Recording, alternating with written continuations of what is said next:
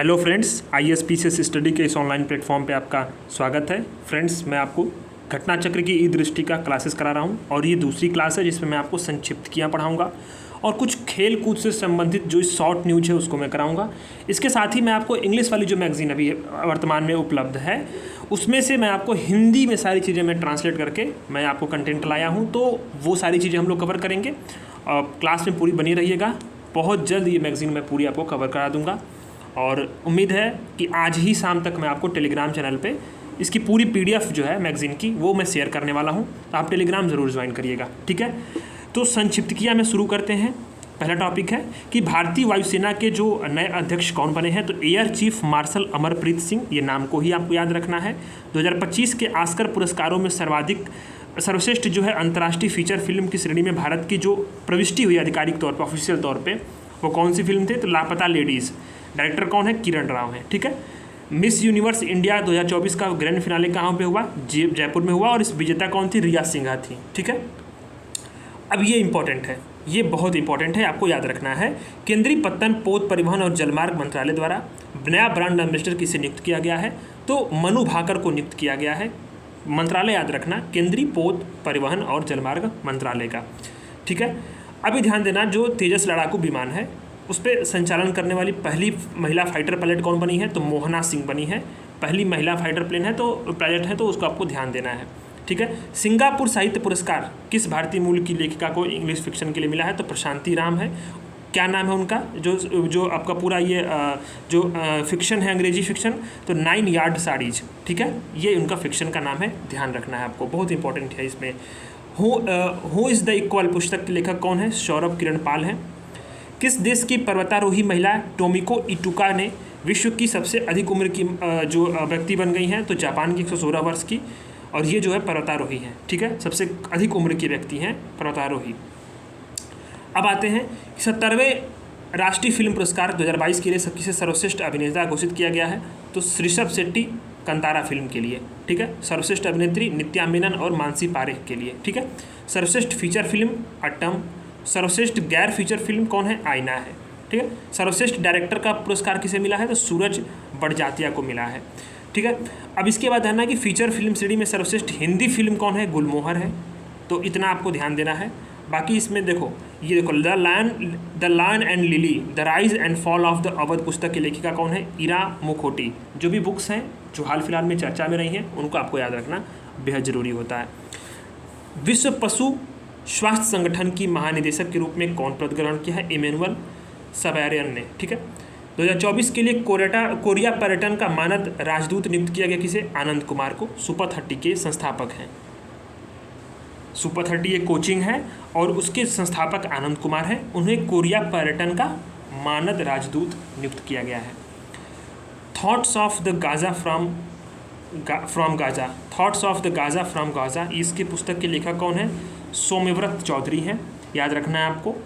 बायोपेकुलियर stories of the uncertain world की पुस्तक कौन है लेखिका, तो गीगी गांगुली हैं। इन सभी को आपको 1 से 2 बार पढ़ना रहेगा क्योंकि ये फैक्ट्स हैं और ये फैक्ट्स में कुछ समझाने वाली चीज़ तो है नहीं, लेकिन आपको पढ़ना पड़ेगा इसको। 2-3 से 3 बार आप देखोगे वीडियोज़ या खुद ही मैगजीन पढ़ोगे, कुछ दिन में आपके पास भी अवेलेबल हो जाएगी, तो श्योर है कि आपका जो है बहुत सारी चीज़ें कवर हो जाएंगी, ठीक है, और याद भी हो जाएगा आपको। Royal society of chemistry London के फेलो के रूप में किस भारतीय वैज्ञानिक को शामिल किया गया है, डॉक्टर S श्रीधर को शामिल किया गया है। ये सारे इंपॉर्टेंट हैं, सभी जो ये चीज़ें हैं सभी इंपॉर्टेंट्स हैं। वाइल्ड वीमेन की जो लेखिका है बुक की वो कौन है, तो अरुंधति सुब्रमण्यम है। द प्रिजनर ऑफ भोपाल पुस्तक के लेखक कौन है, टीम वाकर हैं। UPPCS में सवाल ऐसे बने हैं, ठीक है, बुक्स पे सवाल बनते रहे हैं। पाकिस्तान के लाहौर हाई कोर्ट की मुख्य न्यायाधीश के रूप में कार्यभार संभालने वाली पहली महिला न्यायाधीश कौन है, आलिया नीलम है, ठीक है। नीलम से याद रखना शब्द को, आलिया नीलम। किस खगोल शास्त्री को भारतीय जो है वो कॉस्पर हैरी मैसी पुरस्कार मिला है, तो प्रहलाद चंद्र अग्रवाल को मिला है।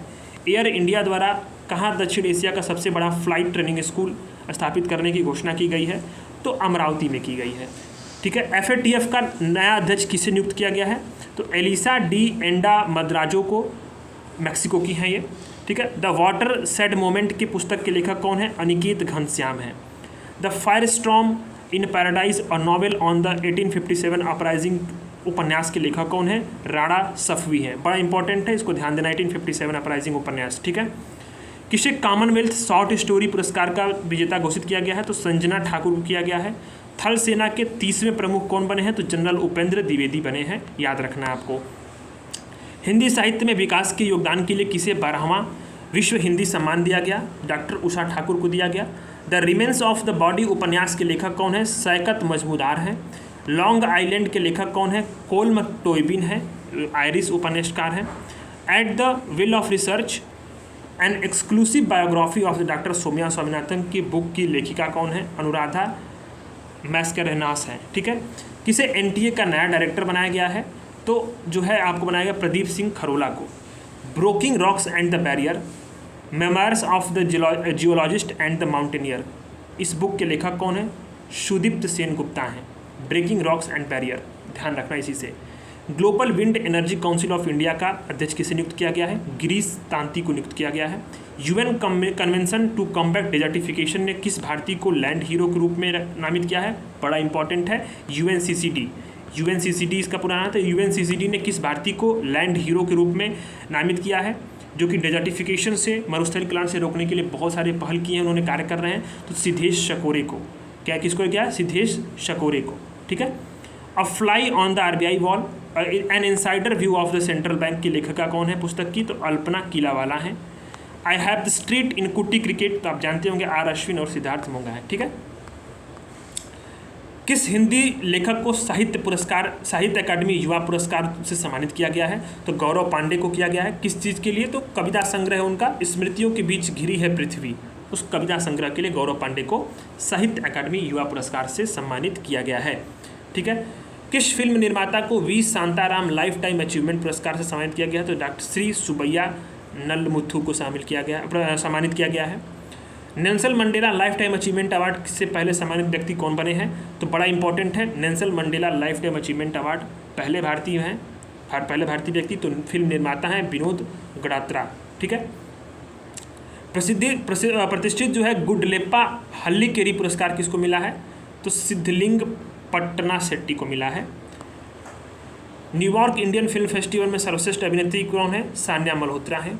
India's forgotten country a view from the margin book की लेखिका कौन है? बेला भाटिया हैं। What went wrong with capitalism book के लेखक कौन है? रुचिर शर्मा है। India's trace policy 1990 and beyond पुस्तक के लेखक कौन है? अरविंद पनगड़िया। इसको आपको स्टार मार्क कर लेना है, अरविंद पनगड़िया को नोट करना है, क्योंकि हमारे ये नीति आयोग से जुड़े भी रहे हैं, ठीक है। तो India's trade policy the 1990s and beyond क्यों लिखा है इन्होंने? क्योंकि इसके बाद से एलपीजी रिफॉर्म्स हुए थे, तो क्या ट्रेड पॉलिसी भारत की जो है उसके का इफेक्ट पड़ा, सारी चीज़ें इस बुक में जो है बताई गई हैं। Boundary lab inside the global experiment called sport, इस बुक के लेखक कौन है? तो नंदन कामत हैं। इसके बाद आपको ध्यान देना, love in the time of the hate in the mirror of Urdu, इस पुस्तक के लेखक कौन है? रचंदा जलील हैं। द लॉज ऑफ कनेक्शन, इस पुस्तक के लेखक कौन है? डेविड रॉबसन्स हैं। यूएनएचसीआर ने, यानी यूएन की शरणार्थी एजेंसी ने किसे वैश्विक सद्भावना राजदूत नियुक्त किया है? थियो जेम्स को किया है। ब्लू प्लेनेट पुरस्कार से सम्मानित किसे सम्मानित किया गया है? तो ध्यान देना आपको, जैव विविधता और पारिस्थितिक तंत्र सेवाओं पर अंतर सरकारी विज्ञान नीति मंच और प्रोफेसर रॉबर्ट कोस्टेजाना को। इतना इंपॉर्टेंट नहीं है, चीज़ों को ध्यान देना आप बस, ठीक है। पेन पिंटर पुरस्कार से किसे चुना गया? तो अरुंधति राय को चुना गया है, पेन पिंटर पुरस्कार, ठीक है।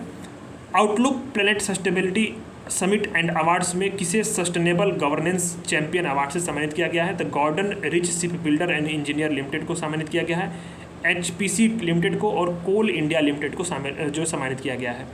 किस भारतीय संस्था को ALC7E पर्यावरण की श्रेणी में WSIS 2024 के चैंपियन पुरस्कार सम्मानित किया गया है?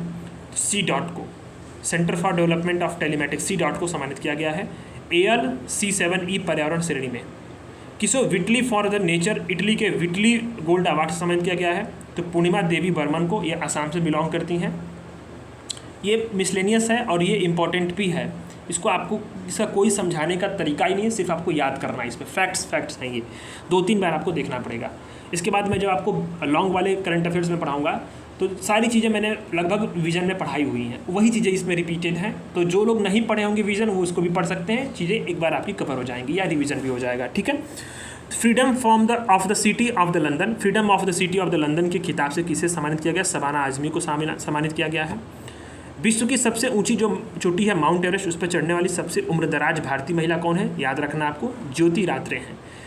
माउंट एवरेस्ट को फतह करने वाली सबसे कम उम्र की भारतीय कौन बनी है? तो काम्या कार्तिकेयन बनी है, 16 वर्ष की आयु में उन्होंने फतह किया है। इंटरनेशनल बुकर पुरस्कार, इस पर यूपीपीसीएस ने सवाल कई बार पूछा हुआ है, बीपीएससी भी पूछता है इस पर सवाल। इंटरनेशनल बुकर पुरस्कार का विजेता किसे घोषित किया गया है? तो कैरोस जेनी एपनबेक लेखिका हैं और एक अनुवादक हैं, ट्रांसलेटर हैं, माइकल हॉफमैन को। यूएन ने 2023 के military gender advocate of the year का पुरस्कार के लिए किसे चुना है? तो भारत की हैं मेजर राधिका सेन को चुना है। ठीक है। यूनेस्को गुइलर्मो कैनो विश्व प्रेस सूचकांक जो है, यानी प्रेस स्वतंत्रता के संबंध में पुरस्कार मिलता है, तो किसको मिला है? तो गाज़ा को कवर करने वाले फ़िलिस्तीन के जो जर्नलिस्ट हैं उसको उन लोगों को मिला है, उन्होंने गाज़ा वार को अच्छे से कवर किया था। अमेरिकी राष्ट्रपति के वॉलंटियर सर्विस अवार्ड से किसे चुना गया है, सम्मानित किया गया है? तो आचार्य लोकेश मुनि को सम्मानित किया गया है। ठीक है। जस्ट अ मर्सिनरी नामक पुस्तक के लेखक कौन है? तो पूर्व RBI governor D Subba Rao हैं। डी सुब्बा राव की जो बुक है जस्ट अ मर्सिनरी, इसको आपको याद रखना है। बिटर गार्ड बुक की लेखिका कौन है? अनुपमा राजू हैं। डांस टू फ्रीडम पुस्तक के लेखक कौन है? ए.के. गांधी हैं। 2024 के गोल्डमैन पर्यावरण पुरस्कार के 7 विजेताओं में शामिल भारतीय कौन है? तो आलोक शुक्ला हैं। ध्यान देना, गोल्डमैन पर्यावरण पुरस्कार यूपीपीसीएस ने पूछा हुआ है पहले, तो उसमें पहले भारतीय जो शामिल हुए हैं आलोक शुक्ला, इसमें उनको जगह मिली है, तो याद रखना आपको। इसके बाद आना कि विश्व के सबसे बुजुर्ग जो जीवित पुरुष व्यक्ति हैं कौन है? जॉन अल्फ्रेड टिनिसवुड हैं, यूके के। उन्होंने 111 वर्ष उनकी उम्र हो चुकी है। अलीगढ़ मुस्लिम विश्वविद्यालय की जो पहली महिला कुलपति हैं तो प्रोफेसर नईमा खातून बनी है, ये भी आपको ध्यान रखना है, यूपी का है, तो आपको याद रखना पड़ेगा। किसे प्रतिष्ठित किस मानवतावादी पुरस्कार 2021 से सम्मानित किया गया है? तो रतन टाटा को सम्मानित किया गया है। World press photo of the year 2024 से पुरस्कार से किसको सम्मानित किया गया? तो मोहम्मद सलेम को सम्मानित किया गया, फिलिस्तीन के हैं। राइटर्स की ये पत्रकार, राइटर्स क्या है? न्यूज एजेंसी है, विश्व की एक बड़ी एजेंसियों में से एक है, तो उनके एक फ़ोटो जर्नलिस्ट हैं, उनको यहाँ पे मोहम्मद सलीम को, फिलिस्तीन के हैं, इन्होंने फिलिस्तीन के वॉर को इसमें कुछ फिल्माया था फ़ोटो के तौर पे, तो उनको यहाँ पे सम्मानित किया गया है। The idea of democracy book के लेखक कौन है? सैम पित्रोदा है, जो इंडियन ओवरसीज कांग्रेस के अध्यक्ष हैं, इसको अभी आपको ध्यान रखना है। If I have to be a soldier, इस पुस्तक के लेखक कौन है? निखिल जे अल्वा हैं। अ लाइट थ्रू क्रैक्स उपन्यास की लेखिका कौन है? कुसुम लता साहनी है।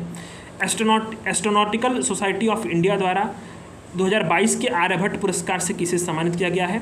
तो पाउलूरी सुब्बा राव को सम्मानित किया गया है, सुब्बा राव के नाम से याद रख सकते हैं, पी सुब्बा राव। ठीक है। टाइम्स पावर आइकन 2024 अवार्ड किसे मिला है? विजय जैन को मिला है। मुझे पता है इसमें याद करने में बहुत दिक्कत होगी, लेकिन 2 से 3 बार आपको पढ़ना ही पड़ेगा, क्योंकि फैक्ट्स हैं और काफ़ी इंपॉर्टेंट्स हैं ये, यहाँ से सवाल सीधे 1 न 2 सवाल जरूर बनते हैं। ठीक है, तो रिस्क आप ले नहीं सकते।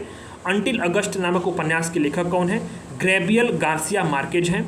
From a car set to the corner room and beyond नामक पुस्तक के लेखक कौन है? एस रमन है। 2024 का एबेल पुरस्कार, यूपीपीसीएस का सवाल प्रीवियस ईयर क्वेश्चन है, आप पीवाई को उठाकर देखो, उसमें करंट अफेयर्स में कई बार एबेल पुरस्कार 2 बार रिपीट हुआ है। तो एबेल पुरस्कार जो है किसे प्रदान किया गया है? मिशेल टेलाग्रेंट को सम्मानित किया गया है।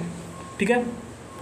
John Dirks Canada Gairdner Global Health Award Gagandeep Kang को किया गया है, इसमें इतना इंपॉर्टेंट नहीं है, इसको काट कर सकते हो। ड्रैगन बॉल के लेखक कौन है? बड़ा इंपॉर्टेंट है, अकीरा तोरियामा है।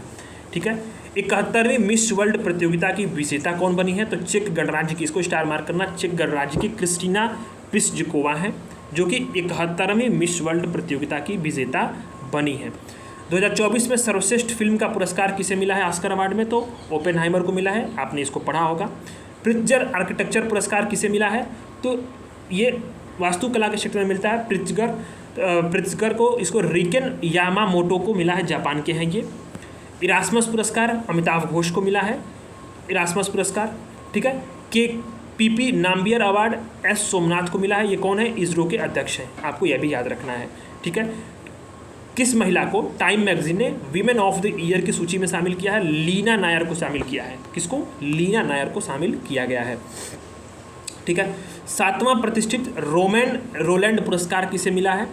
तो दीवान स्टैलियर ये अनुवादक है इसके पंकज कुमार चटर्जी। घनश्याम दास बिरला पुरस्कार अदिति सेन को मिला है, ये भौतिक शास्त्र वैज्ञानिक हैं यानी कि फिजिस्ट हैं। विश्व पेंगोलिन दिवस कब मनाया जाता है? तो 17 फरवरी को मनाया जाता है। और बाफ्टा अवार्ड में भी सर्वश्रेष्ठ फिल्म कौन मिला किसको? तो ये ओपेनहाइमर को मिला, जिसकी ऑस्कर को भी मिला, ऑस्कर में भी। ठीक है। इंटरनेशनल कोर्ट ऑफ जस्टिस बहुत इंपॉर्टेंट है, इसके नए अध्यक्ष कौन बने हैं? सवाल ये पूछा गया था किसी वनडे एग्जाम्स में। इंटरनेशनल कोर्ट ऑफ जस्टिस के नए अध्यक्ष बने हैं नवाफ सलाम। ठीक है। Under water photographer of the year का पुरस्कार किसे मिला है? एलेक्स डॉसन को मिला है। लता मंगेशकर पुरस्कार से किसे सम्मानित किया गया है? सुरेश वाडकर को सम्मानित किया गया है। तमिलनाडु में सिविल जज बनने वाली आदिवासी महिला कौन है? तो वी श्रीपति हैं। वैश्विक पर्यावरण सुविधा GEF इसके स्वतंत्र मूल्यांकन कार्यालय की जो डायरेक्टर बनने वाली विकासशील देश की प्रथम महिला कौन है? तो गीता बात्रा हैं। ठीक है।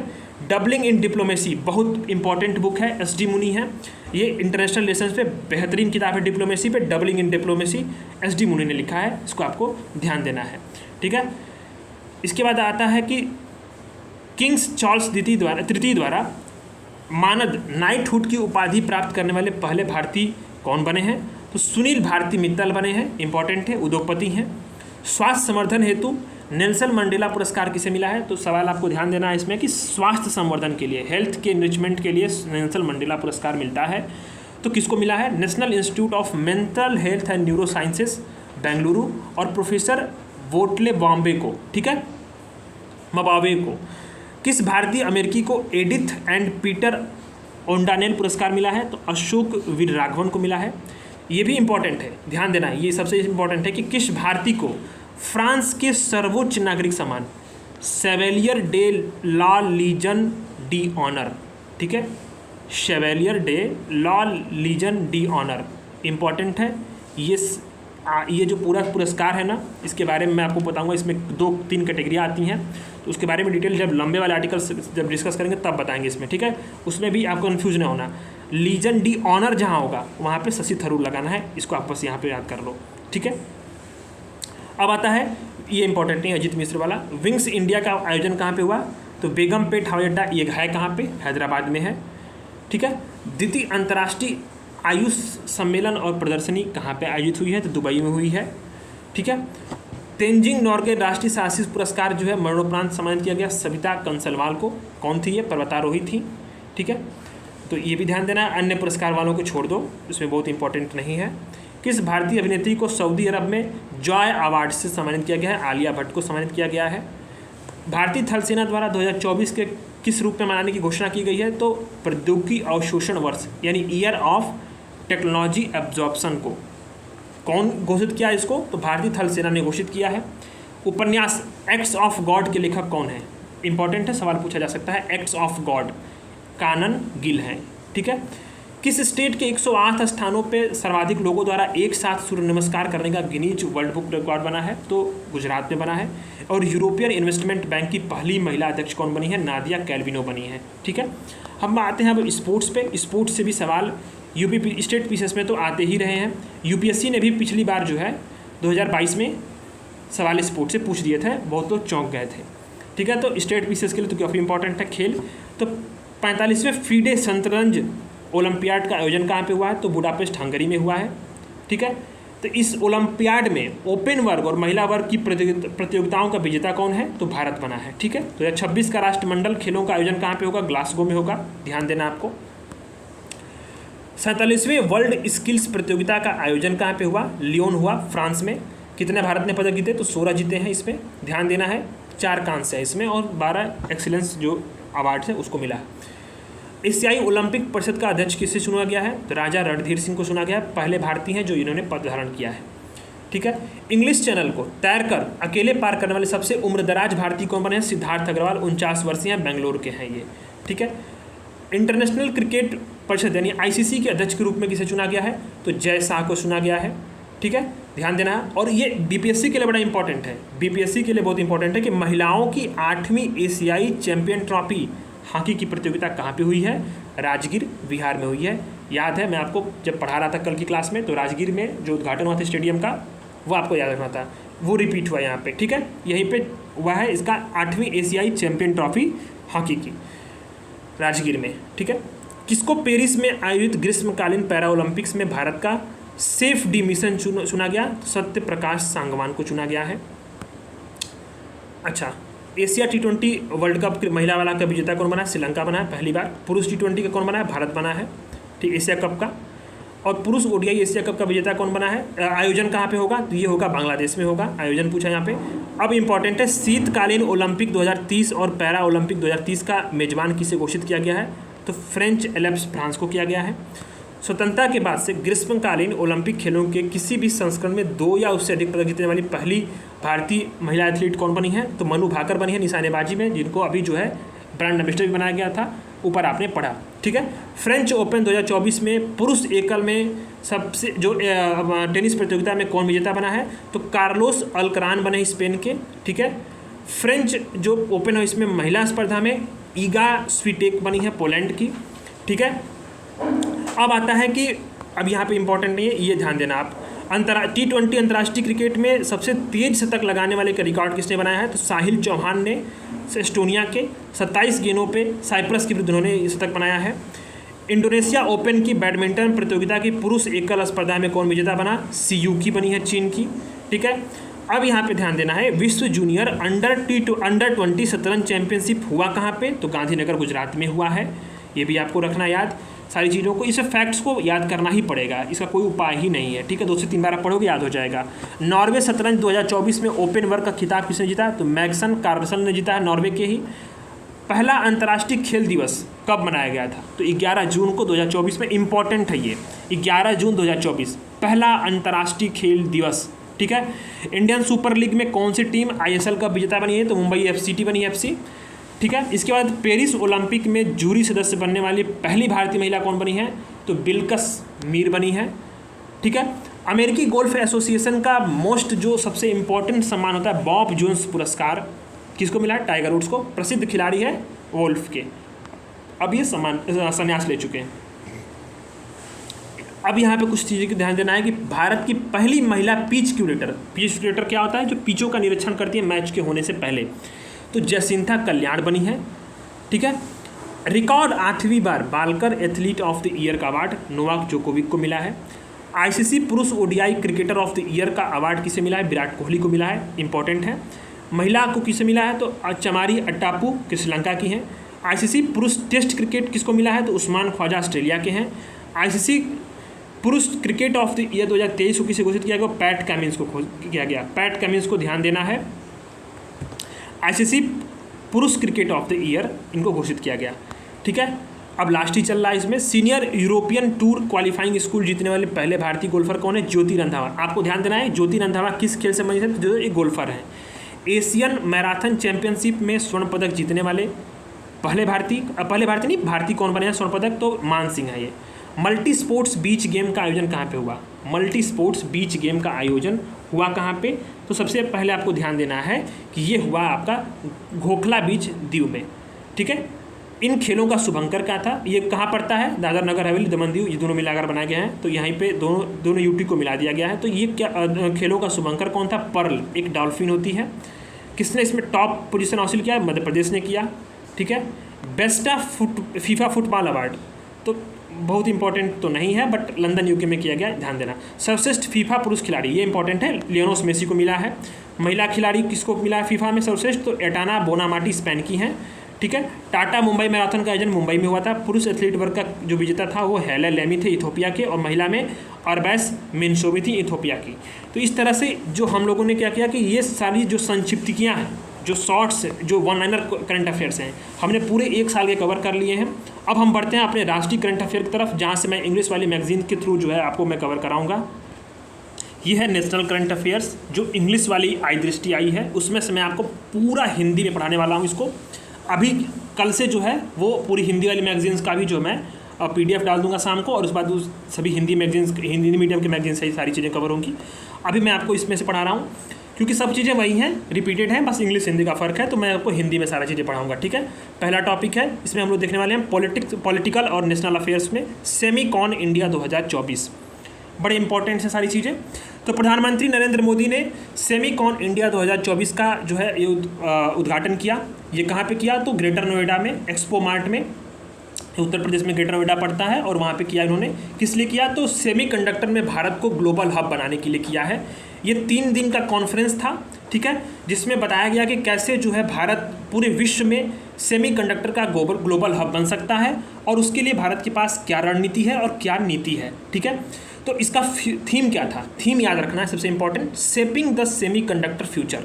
ये इंपॉर्टेंट है theme, shaping the semiconductor future, ठीक है। अब आपने इसको देख लिया, इसमें से कोई प्रॉब्लम नहीं है। अब आता है महाराष्ट्र। यहाँ पे एक छोटा सा न्यूज है कि महाराष्ट्र ने अभी जो है अप्रूव किया चिप मैन्युफैक्चरिंग प्रोजेक्ट को, जो चिप मैन्युफैक्चर करेगी। जॉइंट वेंचर है किसके बीच में? तो अडानी ग्रुप के और इजराइल बेस्ड कंपनी है टावर सेमीकंडक्टर, इसके बीच में इन्वेस्टमेंट किया गया था। तो ये महाराष्ट्र ने इसको अप्रूव किया। सेमीकॉन इंडिया प्रोग्राम के बारे में जानते हैं हम लोग। तो गवर्नमेंट ने सेमीकॉन इंडिया प्रोग्राम को 76,000 करोड़ रुपए की लागत के साथ इसको जो है शुरू किया। इंपॉर्टेंट है पैसा, क्योंकि यूपीपीसीएस 2023 का पेपर आप उठाकर आप देखना, पैसे पूछे गए हैं जो भी थीम से, हालांकि बजट से पूछे गए हैं। तो क्या पता जो है सेमीकंडक्टर में जो बजट अलॉट हुआ है वही पूछे जाएगा, तो कुछ भी आपको छोड़ना नहीं है, ठीक है। तो 76,000 करोड़ रुपए की लागत के साथ भारत सरकार ने सेमीकॉन इंडिया प्रोग्राम को लॉन्च किया। इसका मुख्य उद्देश्य क्या है कि जो भी सेमीकंडक्टर डिस्प्ले मैन्युफैक्चरिंग और उसके डिजाइन इकोसिस्टम में जो भी काम कर रही हैं कंपनियां सेमीकंडक्टर के क्षेत्र में, उनको क्या करना है कि हमें फाइनेंशियल सपोर्ट करना है इन्वेस्टमेंट में, ठीक है। इसका मुख्य उद्देश्य यही है, ठीक है। अब बताया इसी के दौरान प्रधानमंत्री नरेंद्र मोदी ने कि भारत जो है वो सेमीकंडक्टर के डिजाइनिंग में पूरा विश्व का 20% वो कंट्रीब्यूशन कर रहा है और लगातार आगे बढ़ भी रहा है। तो इसके बीच में ये जो कुछ स्कीम्स हैं जो इसके अंतर्गत सेमीकॉन इंडिया प्रोग्राम के अंतर्गत आती हैं। तो कौन कौन सी स्कीम्स हैं? तो semiconductor fabs and display fabs. ये फैब्स क्या होता है? तो फैब्रिकेशन होता है, मतलब कारखाना, जहाँ पे सेमीकंडक्टर की एक स्पेशल फैक्ट्री होगी जहाँ पे बहुत सारी चीज़ों का जो है निर्माण होगा, ठीक है। सेमीकंडक्टर डिज़ाइन कंपनीज़ हैं, इसमें जो स्कीम्स हैं ये शामिल की गई हैं, ठीक है। अभी आपको ध्यान देना है कंपाउंड सेमीकंडक्टर और इतने सारे जो OS80 यूनिट्स हैं सेमीकंडक्टर की, फिर सेमीकंडक्टर की लेबोरेटरीज़ हैं और इंडिया सेमीकंडक्टर मिशंस हैं। ये सारी स्कीम्स इसके अंतर्गत शामिल की गई हैं, ठीक है। यूएसए ने और भारत ने न्यू पार्टनरशिप पे जो है साइन किया है। यूएसए अनाउंस किया है न्यू पार्टनरशिप भारत के साथ, किस लिए? तो सेमीकंडक्टर सप्लाई चेन की संभावनाओं को खोजने के लिए, एक्सप्लोर करने के लिए, ठीक है। बस इतना आपको ध्यान देना है। अब आता है कि कैबिनेट ने 7 स्कीम को जो है अप्रूव किया जो कि किसानों के जीवन को बेहतर बनाएंगे। कैबिनेट ने 2 सितंबर को अप्रूव किया है, बहुत इंपॉर्टेंट है, इस पे सवाल बन सकते हैं। टोटल कितना खर्च आ रहा है? तो किसानों की जीवन और उनकी आजीविका और उनके आय को सुनिश्चित करने के लिए कैबिनेट ने 14,235 करोड़ रुपए के साथ जो है इसने इस योजनाओं को 7 योजनाओं को लाया है, 7 स्कीम्स को लाया है। कौन कौन सी स्कीम्स हैं? तो डिजिटल एग्रीकल्चर मिशन, ये इंपॉर्टेंट है, बेहद इंपॉर्टेंट है, डिजिटल एग्रीकल्चर मिशन। अब ये डिजिटल एग्रीकल्चर मिशन किस पे बेस्ड है? तो इसका डिजिटल पब्लिक इंफ्रास्ट्रक्चर पे ये पूरा स्ट्रक्चर बेस्ड किया गया है। डिजिटल पब्लिक इंफ्रास्ट्रक्चर क्या होता है? यूपीएससी 2023 का ये PYQ है। यूपीएससी 2023 का ये प्रीवियस ईयर क्वेश्चन है डिजिटल पब्लिक इंफ्रास्ट्रक्चर पे, जिसमें G20 पे उसने सवाल पूछा था। आप सवाल उठाकर देखना, मुझे उम्मीद है कि BPSC में या यूपीपीसीएस में इस पर एक सवाल बनेगा, ठीक है। तो डिजिटल पब्लिक इंफ्रास्ट्रक्चर होता क्या है?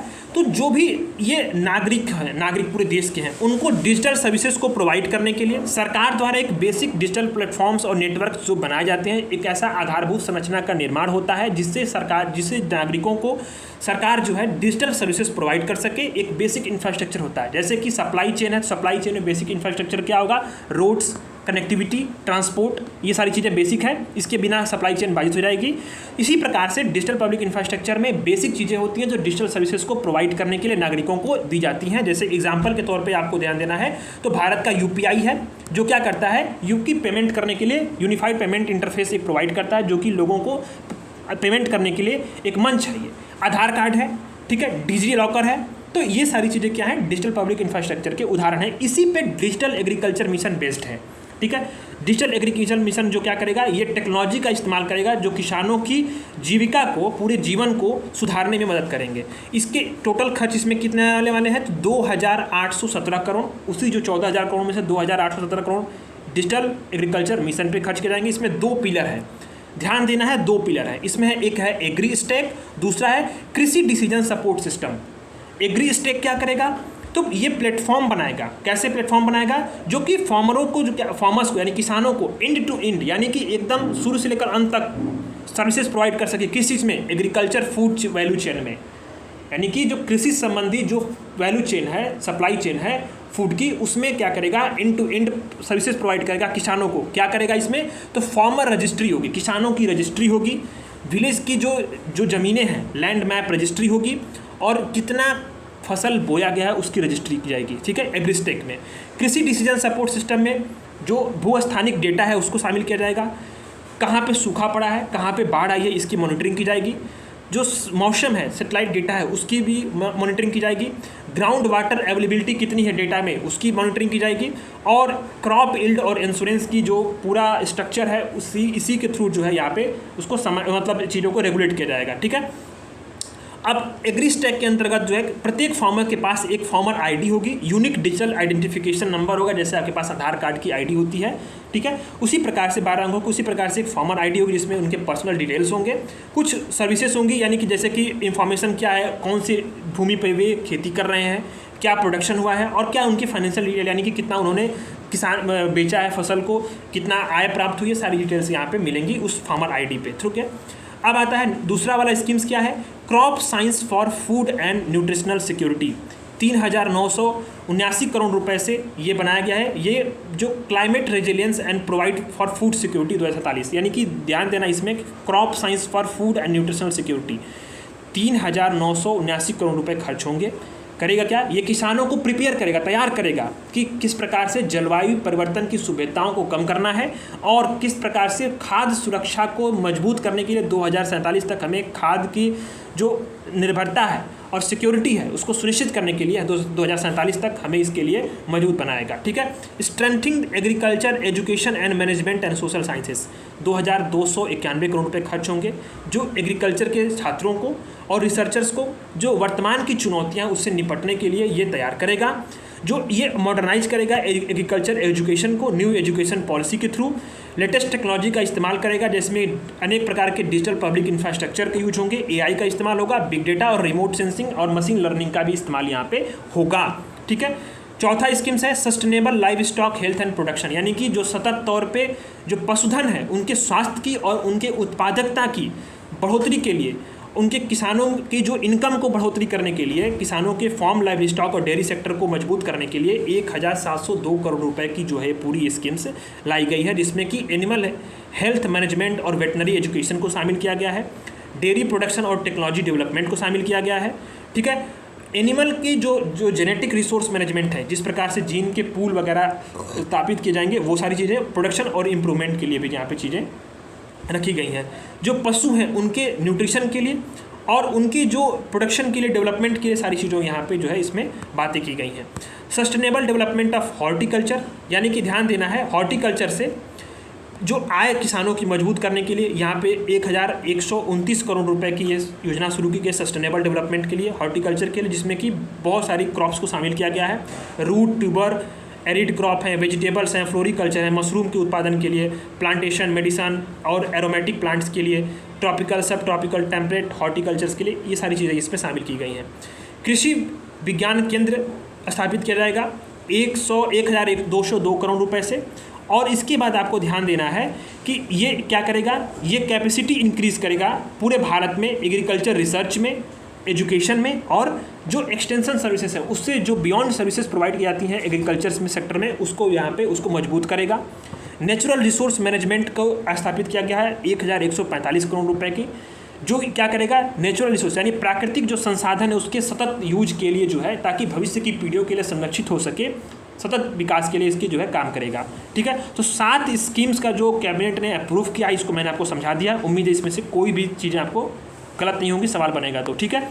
अब आता है वन नेशन वन इलेक्शन, एक राष्ट्र एक चुनाव। इसको मैंने विजन में पढ़ाया हुआ है, विजन की मैगजीन, और मैं लगातार विजन मैगजीन पढ़ाता रहता हूँ। बीच में थोड़ा सा डिस्टर्ब था तो छूट गया, क्योंकि डिस्टर्ब एग्जाम्स थे, बहुत सारी चीज़ें मेरी भी थी, तो कुछ छूटा हुआ था 10-15 दिन से। हालांकि मैं कंटिन्यू करने वाला हूँ विजन की मैगजीन भी, आज से ही उसकी क्लासेस आएंगी, तो विजन की मैगजीन में आप ज़रूर देखिएगा, ये सभी चीज़ें हमने कवर कराई हुई हैं। तो यूनियन कैबिनेट ने अप्रूव किया है लोकसभा, स्टेट असेंबली और लोकल गवर्नमेंट बॉडीज़ के साथ एक सभी चुनाव को एक साथ कराने के लिए। सवाल पूछा जा सकता है आपको यहाँ पे क्या एक साल एक देश एक चुनाव में स्थानीय चुनावों को भी शामिल किया जाएगा? तो आपको स्टेटमेंट में देना है हाँ बिल्कुल किया जाएगा। देखो यहाँ पे ध्यान देना, लोकसभा की भी, स्टेट असेंबली की भी और लोकल गवर्नमेंट बॉडीज़ की। क्यों किया जाएगा, क्यों इंपॉर्टेंट है? क्योंकि ये दोनों लोकसभा और राज्यसभा की जो चुनाव होते हैं वो तो चुनाव आयोग कराता है, लेकिन जो लोकल बॉडीज़ की चुनाव होते हैं वो राज्य के निर्वाचन आयोग कराते हैं और हर राज्यों में अलग अलग जो होती हैं। तो ऐसे में तीनों को इसमें एक देश एक चुनाव के अंतर्गत शामिल किया जाएगा। हाई लेवल कमेटी थी, वन नेशन वन इलेक्शन पे बनी थी, जो पूर्व राष्ट्रपति हैं हमारे रामनाथ कोविंद जी के निर्देशन में, उनके दस्ता में। ठीक है, तो ध्यान देना है कि सरकार के अनुसार इसका इम्प्लीमेंटेशन 2 फेज में होगा। पहली बार क्या होगा कि लोकसभा और राज्यों के चुनाव जो होंगे एक साथ होंगे। इसके बाद जो दूसरा चरण होगा उसमें सभी लोकल बॉडीज़ के चुनाव एक साथ होंगे। ठीक है, माने कि पहला फेज भी था तो 100 दिन के अंदर जो है सभी देश के सभी जो लोकल बॉडीज़ हैं उसके चुनाव एक बार होने वाले हैं। ठीक है, अब ये जो कमेटी बनी थी इसने अपनी रिपोर्ट जो है द्रौपदी मुर्मू को सौंपी, जो 18,626 पेज की कमेटी थी, बहुत सारे लोग थे इसमें। ठीक है, तो ध्यान देना है कि इसके अभी 1951 से 1951 से लेकर 1967 तक हमारे देश में सभी चुनाव एक साथ ही हुए थे। लॉ कमीशन की रिपोर्ट थी 170वीं 1999 में, जिसने ये भी रिकमेंड किया था कि देश के जो सभी देशों के चुनाव जो एक साथ हों। ठीक है, देशों के जो सभी चुनाव हों वो एक साथ हों। ठीक है, इसी तरह से 69वीं पार्लियामेंट्री कमेटी ने भी एक जो है सिफारिश की थी, तो ये ध्यान देना है। अच्छा, ध्यान देना है कि सेंट्रल गवर्नमेंट ने एक अभी इवेंट जो है ऑर्गेनाइज किया था। सरकार ने जो है वो क्या किया कि एक इवेंट ऑर्गेनाइज किया, उत्कृष्टता की ओर बढ़े कदम। ठीक है, celebrating achievement and inspiring excellence, ये एक इवेंट बनाया गया था। किस लिए बनाया गया था? तो पीएम स्वनिधि स्कीम जो है उसके सफलता की ओर जो है उसी पर ये बनाया गया था। तो ध्यान देना है कि पीएम स्वनिधि स्कीम जो क्या करती है कि ये देश के जो स्ट्रीट वेंडर हैं, स्ट्रीट वेंडर, इनको क्या करती है कि बिना गारंटी के, कोई भी गारंटी नहीं देना है, पहले बात ध्यान देना, बिना गारंटी के क्या करती है कि जो एक कार्यशील पूंजी ऋण देती है, कैपिटल ऋण देती है, एक ऋण प्रोवाइड करती है। इस योजना के तहत 50 लाख जो स्ट्रीट वेंडर हैं उनको 1 साल के लिए 10,000 रुपये का क्या होता है, एक लोन होता है।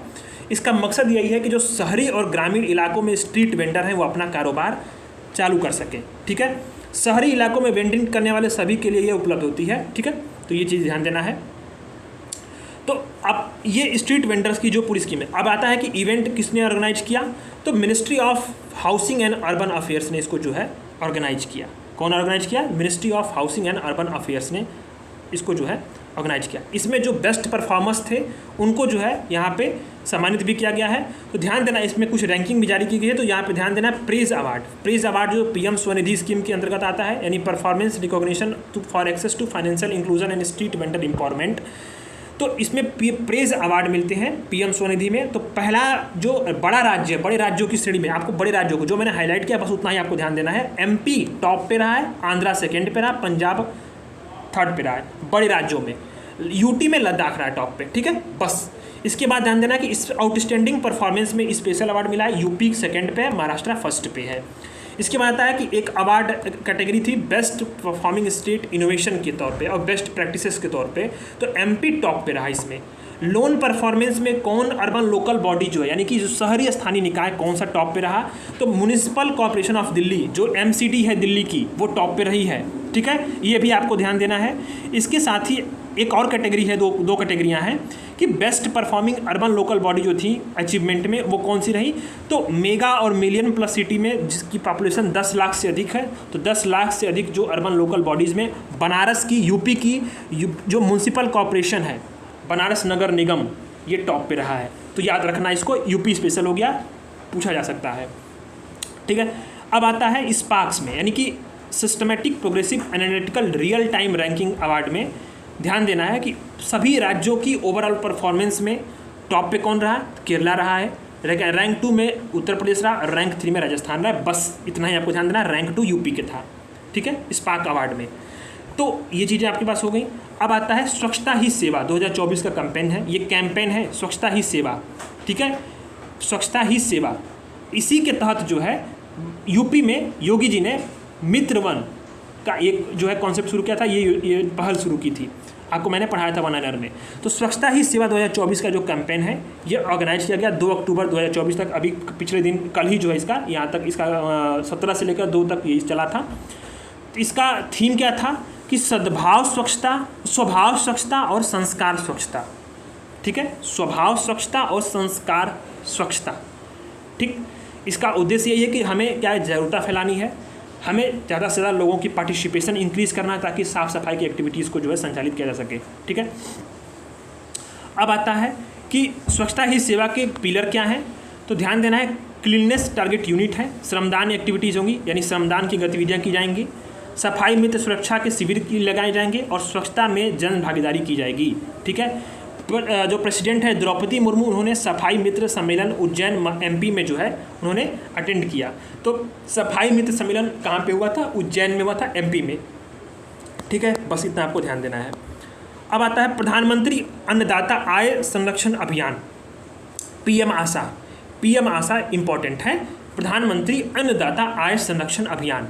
यूनियन कैबिनेट जो है वो प्रधानमंत्री के द्वारा चेयर की गई थी, उसने अप्रूव किया। ठीक है, प्रधानमंत्री अन्नदाता संरक्षण अभियान PM आशा को ये करेगा क्या?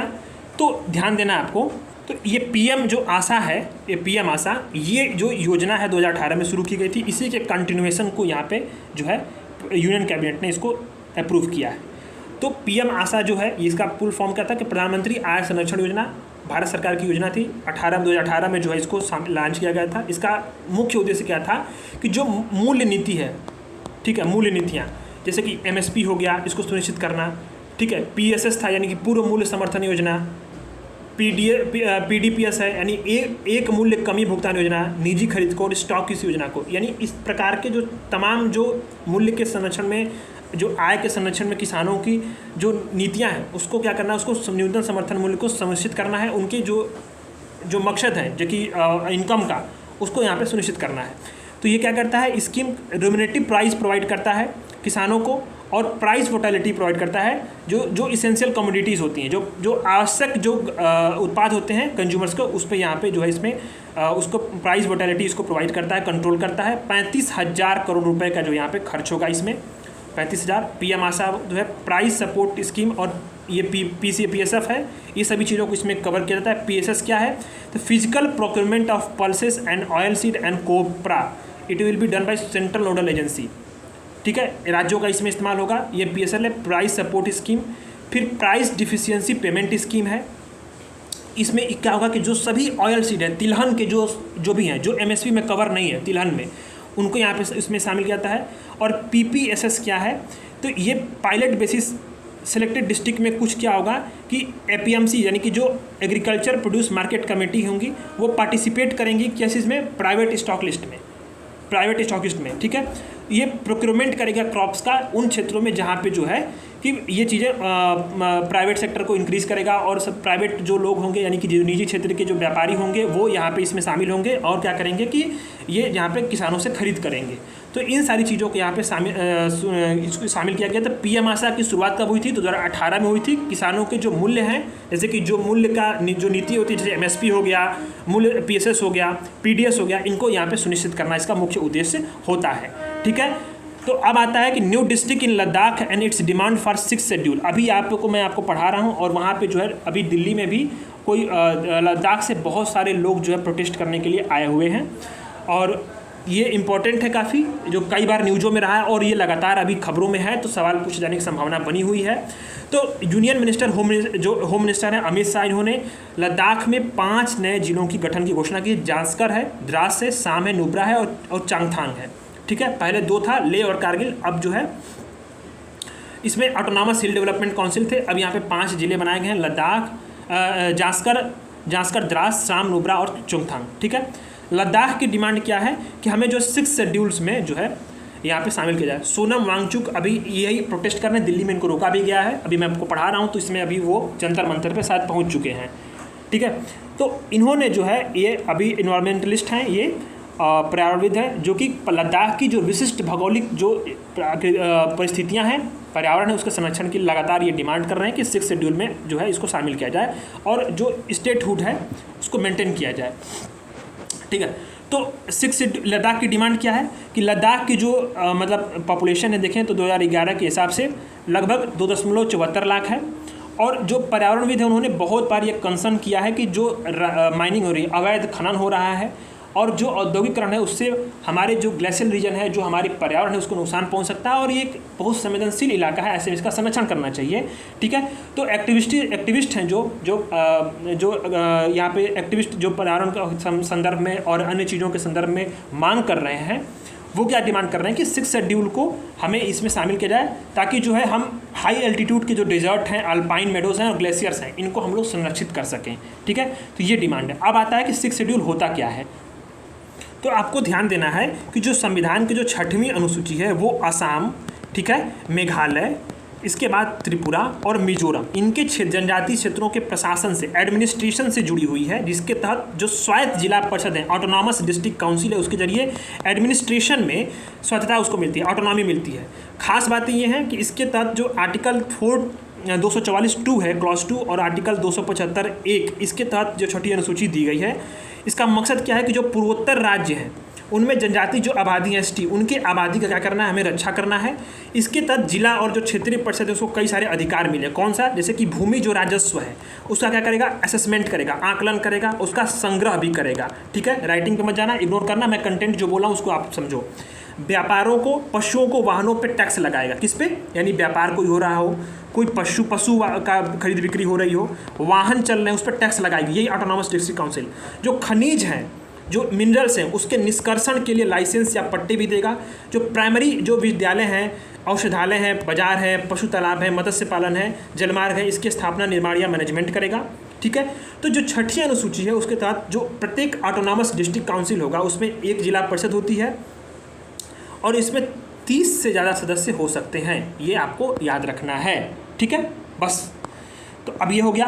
अब आते हैं कि SC अलाउज सब classification of SC and ST। अभी हाल ही में क्या हुआ कि एक लैंडमार्क जजमेंट आया, 7 जजों की बेंच थी जो कि सुप्रीम कोर्ट की संवैधानिक पीठ बैठी थी, और इसमें जो है उसने क्या किया कि ये आदेश दिया कि कैसे जो है हम लोग SC और ST को, कोटा को जो है इसमें सब कैटेगराइज कर सकते हैं, सब क्लासीफाई कर सकते हैं। इस पर सरकार से जो उसने राय मांगी। चीफ जस्टिस DY चंद्रचूड़ ने जो है ये परमिट किया स्टेट को कि सब classification with in SC and ST categories को जो है, ताकि उनके अनेक प्रकार के जो लोग हैं जो उसमें कवर नहीं हो रहे हैं, जो क्रीमी लेयर से ऊपर हो चुके हैं, और उसमें जो ऐसे लोग हैं जिनको लाभ नहीं मिल पा रहा आरक्षण का, ताकि उन लोगों को जो है ये उन कैटेगरीज में शामिल करके उन लाभ दिया जाए। तो उसको शामिल करने के लिए जो है चीफ जस्टिस ने यहाँ पे राज्यों को परमिट किया। ठीक है, अब ये जो डिसीजन है, ये सुप्रीम कोर्ट का decision EV Chinna versus state of Andhra Pradesh का केस को जो है ये उलटता है इसको। ठीक है, अब आता है कि प्रीवियस अनेक प्रकार के जो सब कोटा डिफरेंट राज्यों में जो बनाए गए हैं, तो पंजाब ने भी जो एक नोटिफिकेशन, पंजाब सरकार ने नोटिफिकेशन जो दिया था, जिसमें कि 25% SC रिजर्वेशन को कैटेगरीज में दिया गया था। तमिलनाडु में भी 3% कोटा है SC कोटा के विदिन। ठीक है, तो ये कौन सा? अरुंधतियार कास्ट में। अब कमेटी फॉर सब कैटेगराइजेशन, यहाँ पे थोड़ा सा हाईलाइट ज़्यादा हो चुका है, इग्नोर करना, क्योंकि हाईलाइट लग रहा है गलती से इसमें जो है कहीं क्लिक हो गया होगा, वो चीज़ें हाईलाइट हो गई हैं। तो जो हाईलाइटेड है वो मैं आपको बताऊंगा इसमें। तो 5 मेंबर कमेटी कंप्राइज की थी, होम मिनिस्टर, लॉ मिनिस्टर ने, और ट्राइबल अफेयर मिनिस्ट्री ने, और सोशल जस्टिस यानी कि सामाजिक कल्याण मंत्रालय ने भी। ठीक है, क्या करेगी? तो ये स्ट्रैटेजी बनाएगी, जैसे कि कैसे क्या स्पेशल हम लोग इंसेंटिव ले सकते हैं, कैसे हम लोग स्कीम्स पे फोकस कर सकते हैं, ताकि जो है कि हम लोग किस प्रकार से जो भी सब कैटेगराइजेशन की बात की जा रही है उन लोगों को हम लोग किस प्रकार से लाभान्वित कर सकें। ठीक है, अब आता है बहुत इंपॉर्टेंट, ये हाईलाइट हो गया, इसको थोड़ा इग्नोर ही आपको करना। इसमें भी मैंने हाईलाइट किया था, लगा गलती से क्लिक हो गया होगा। तो public examination prevention of unfair means act 2024, ये परीक्षाओं के जो लीक हो रहे हैं पेपर, उसके संबंध में ये नीति बनाई गई है। केंद्र ने 24 जून 2024 को नोटिफाई किया public examination prevention of unfair means 2024 act जो है, ये करेगा क्या कि जो चीटिंग है, एंटी चीटिंग लॉ है, उसको जो है ये रोकेगा। एंटी चीटिंग लॉ है, ये चीटिंग को रोकेगा। ठीक है, अब सबसे बड़ी बात है कि ये रूल्स जो हैं ये किसने नोटिफाई किए हैं, सवाल पूछा जा सकता है और बन सकता है, इंपॉर्टेंट है, ध्यान देना। Ministry of personnel public grievances and pension, इस मंत्रालय ने जारी किया है। ये मैंने कि गृह मंत्रालय लगा देना, शिक्षा मंत्रालय लगा देना, ह्यूमन रिसोर्स मैनेजमेंट, मतलब कुछ भी मत लगा के आना। ठीक है, ministry of personnel public grievances and pension मंत्रालय है, इन्होंने इसको जो है नोटिफाई किया रूल्स को। जो कि पब्लिक एग्जामिनेशन में कोई भी अवैध गतिविधियां होती हैं या कोई भी जो सेंटर कोऑर्डिनेटर होंगे, वैल्यू इंचार्ज होंगे या रीजनल ऑफिसर्स होंगे, अगर कोई भी इसमें संलिप्त पाए जाते हैं तो उस पर ऊपर कार्रवाई होगी। ठीक है। अब पब्लिक एग्जामिनेशन का मतलब क्या है? कोई भी एग्जामिनेशन जो कि पब्लिक एग्जामिनेशन अथॉरिटी के थ्रू कंडक्ट कराया जा रहा हो, जैसे कि सेंट्रल गवर्नमेंट में या कोई एक्ट के थ्रू या कोई अथॉरिटी के थ्रू। कौन से इसमें आएंगे? तो ध्यान देना 5 पब्लिक एग्जामिनेशन है अथॉरिटी, इसमें 5 यूपीएससी करा रही हो, एसएससी करा रही हो, आरआरबी करा रही हो, रेलवे की आईबीपीएस करा रही हो या एनटीओ करा रही हो, 5 अगर ये एग्जाम्स करा रहे हैं, ये एक्ट कवर करता है। सवाल आपसे पूछा जा सकता है, एक मैं आपको पॉइंट दे रहा हूँ, नोट कर लो आप। इसमें स्टेट के एग्जाम्स को शामिल नहीं किया गया, ये नहीं कि राज्य लोक सेवा आयोग को परीक्षाओं को इसमें शामिल किया गया, नहीं भाई, सिर्फ 5 ही हैं इसमें। कौन से? यूपीएससी, एसएससी, आरआरबी, आईबीपीएस और एनटीए। ठीक है, 5 एग्जामिनेशन को। और सभी राज्यों के जो लोक सेवा आयोग है या राज्यों की परीक्षाएं, उसके लिए अलग अलग कानून, जैसे यूपी ने बनाया है, बिहार ने बनाया है, तो हम लोग उसको भी कवर करेंगे, बाद में आएगा तो। ठीक है। ये शेड्यूल 3 जो है इस कानून का बताता है कि 15 एक्शंस जो हैं वो इसमें कवर किए गए हैं और बताया गया है कि इसमें कौन कौन सी चीज़ें हैं वो मतलब इसमें प्रोहिबिट है, यानी कि निषिद्ध की गई हैं कि इस प्रकार से चीज़ें नहीं हो सकती हैं। और इसमें बताया गया कि अगर संलिप्तता होगी आपकी तो आपको क्या होगा कि 3 से 5 साल की जेल होगा और 10 लाख तक का जो है आपको जुर्माना लग सकता है। ये सभी जो अपराध होंगे, जो संज्ञेय अपराध होंगे, गैर जमानती होंगे। ठीक है, आपको ध्यान देना है। अब आता है कि नालंदा यूनिवर्सिटी का जो है इनॉग्रेशन हुआ है, नालंदा यूनिवर्सिटी कैंपस का। तो प्रधानमंत्री नरेंद्र मोदी ने राजगीर में नालंदा यूनिवर्सिटी के न्यू कैंपस का जो है 19 जून को ये उद्घाटन किया है। कुमार गुप्त के द्वारा, गुप्त डायनेस्टी के द्वारा इसको निर्माण हुआ था, नालंदा जो है विश्वविद्यालय का। अब इसको फ्रांसिस बुकानन ने खोजा था 1812 में और इसके बाद जो है इसको आइडेंटिफाई किया गया था कि ये नालंदा यूनिवर्सिटी ही है, वो अलेक्जेंडर कनिंघम ने किया था। एएसआई की स्थापना का उद्देश्य जो है पूरा जो श्रेय है अलेक्जेंडर कनिंघम को जाना जाता है। फादर ऑफ इंडियन आर्कोलॉजी को भी इनको कहा जाता है। ठीक है, तो ये चीज़ें हैं।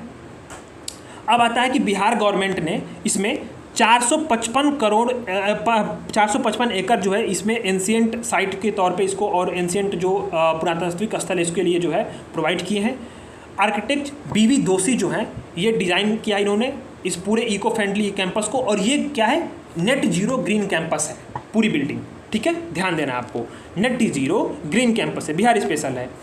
अब जो नालंदा आर्कोलॉजिकल साइट है उसको 2009 में टेंटेटिव लिस्ट में इसको शामिल किया गया था यूनेस्को की, और अभी 2016 में यूनेस्को जो है नालंदा जो है यूनेस्को की साइट में जो है ये बन गया, इसको शामिल कर लिया गया था। अब आर्कोलॉजी इसमें ध्यान देना है कि कौन कौन सी यूनेस्को की हेरिटेज साइट है जो बुद्धिज्म से संबंधित हैं।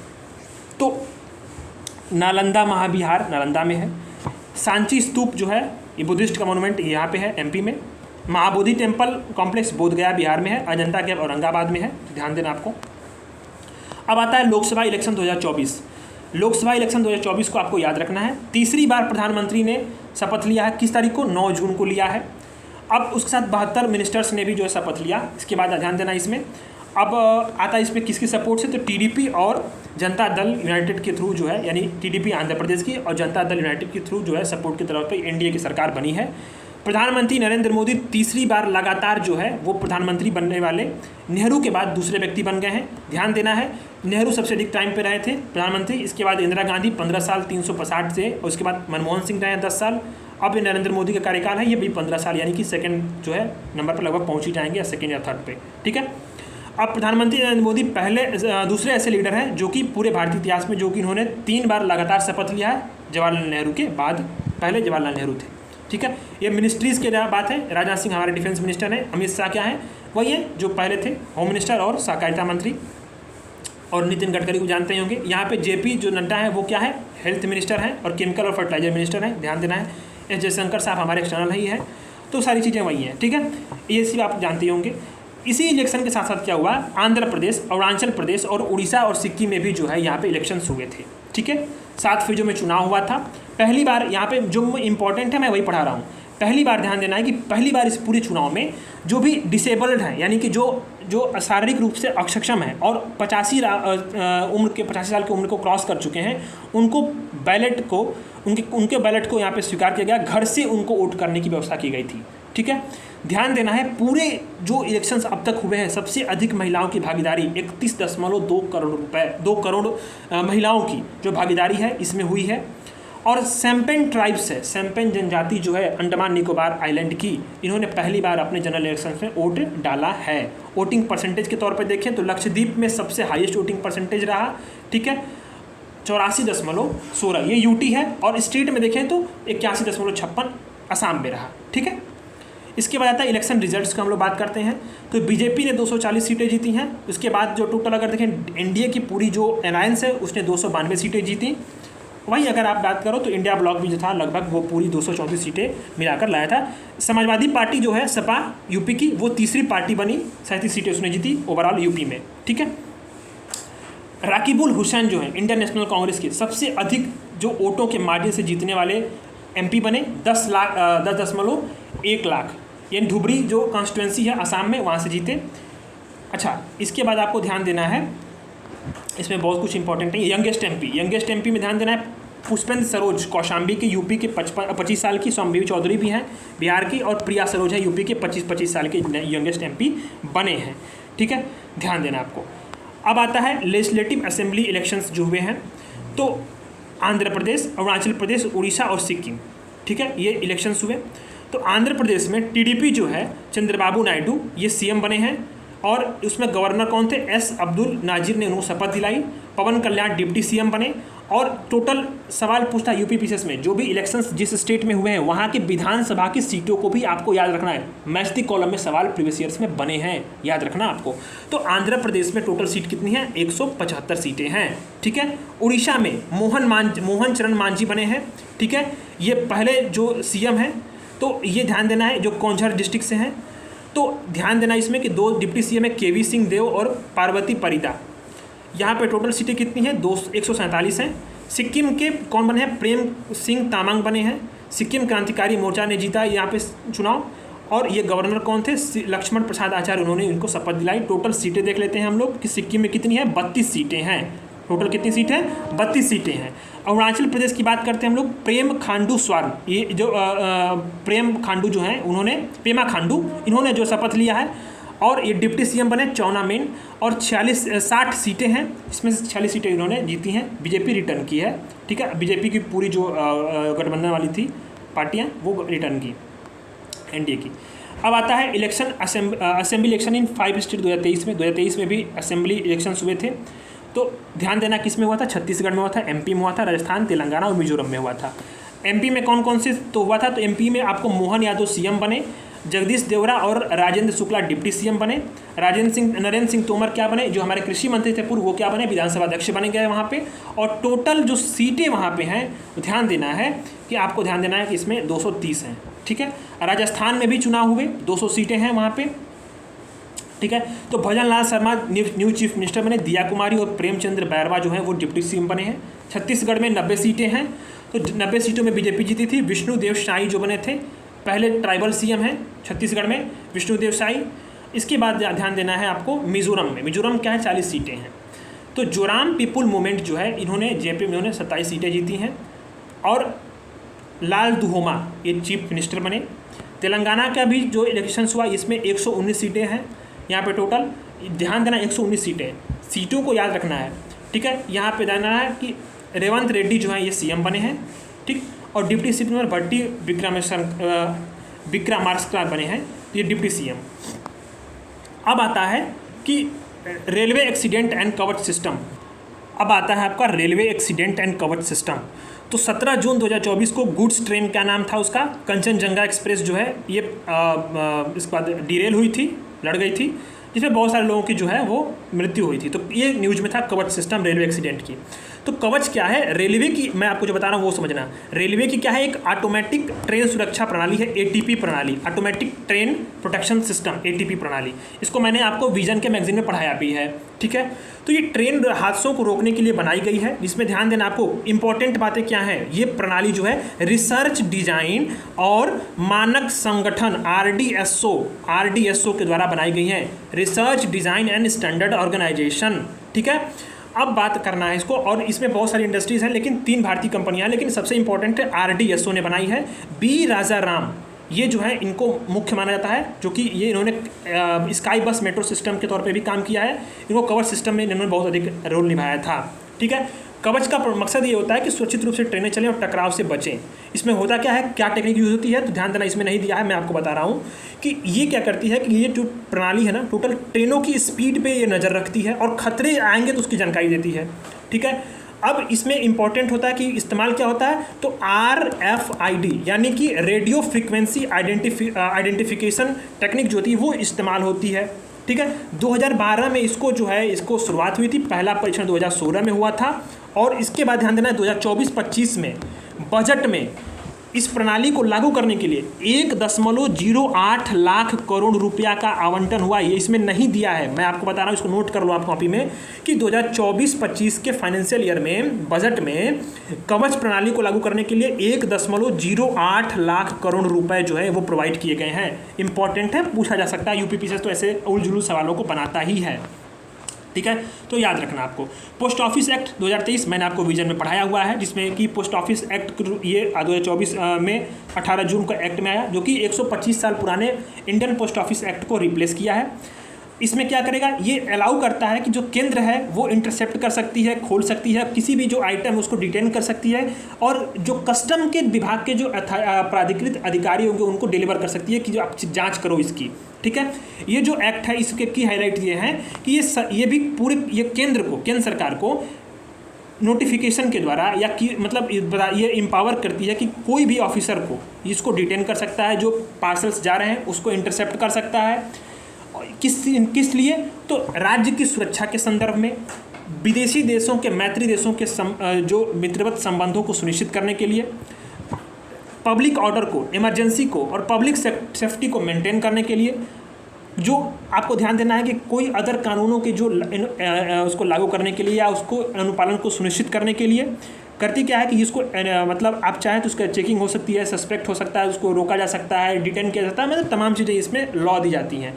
ठीक है, ये जो लॉ है ना वो DG पोस्टल सर्विसेज के जो होते हैं उनको रेगुलेशन करने का अधिकार देता है। ठीक है, अब इसमें ध्यान देना है कि इसमें अगर मान लो कि एक्ट है, अगर कोई भी पनिशमेंट नहीं कवर करता है, किस लिए, अगर मान लो चोरी हो जाए या कोई पोस्टल आर्टिकल है उसका मिस एप्रोप्रिएशन हो जाए, तो पहले क्या आता था कि पनिशमेंट होता था, अब इसमें पनिशमेंट हटा दिया गया है। ठीक है, चीज़ें यही हैं।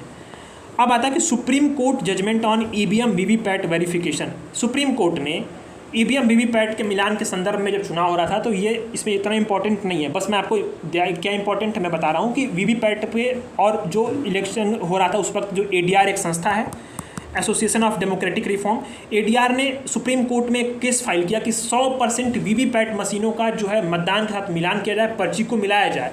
सुप्रीम कोर्ट ने इसको खारिज कर दिया कि 100% मिलान संभव नहीं है, बहुत टाइम टेकिंग प्रोसेस होगा, रैंडम मिलान आप कर सकते हैं, वो आपको एप्लीकेबल होगा। ठीक है, यही बातें इसमें है। तो ADR जो है उसका जो गठन है वो एक सोसाइटी है, इलेक्टोरल रिफॉर्म पे काम करती है, 1999 में हुआ था, जिसने बहुत सारे काम किए हैं, जैसे कि जो वोटर होंगे वो कैंडिडेट के बैकग्राउंड को जाने, इसके बारे में ADR ने पहल की और उसको लागू किया गया।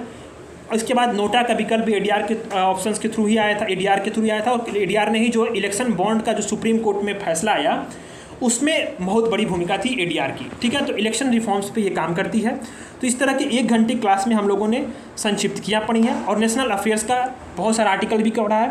शाम की एक और क्लास में लूँगा, इसमें मैं आपको जो है नेशनल के सभी आर्टिकल्स कवर करके ख़त्म कर दूंगा। फिर हिंदी में जो है अंतर्राष्ट्रीय चीज़ों को हम लोग कवर करेंगे। तो उम्मीद है आपको चीज़ें पसंद आ रही होंगी। अगर पसंद आ रही हैं तो आप प्लीज़ शेयर ज़रूर करिएगा, अपने फीडबैक ज़रूर दीजिएगा, लाइक कमेंट सब्सक्राइब, आपका ये दायित्व बनता है। इतना एफर्ट कर रहा हूँ तो थोड़ा सा आप जो है आप सपोर्ट करें। ठीक है, धन्यवाद।